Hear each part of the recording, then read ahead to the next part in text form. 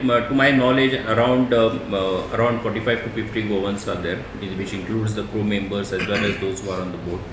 But this is a rough estimate. But according to the family members whom I spoke to, they have said that. In fact, I would not like to take names, but they have said that those people who are on the boat, some may be crew members, some may be on the boat as well as passengers, and in fact, they are also regularly in touch with those people, those who are there. And as per the information that I have right now is nobody has been infected with the coronavirus, and in fact they are quite safe. And the embassy also in Japan, in fact, is monitoring the entire situation. So in the days to come, those people will be safely taken back to Goa.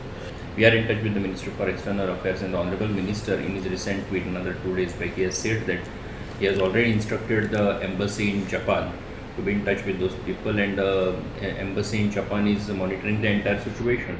And as far as the knowledge goes, those people, they are quite safe, and they will be definitely rescued from. इथले मजगती चीनांतल्यान येवपी वा चीनाच्या border गेल्ल्या देशी विदेशी प्रवाशांचे आदी issue केल्ले विजा रद्द करपाचो निर्णय सरकारान घेतला.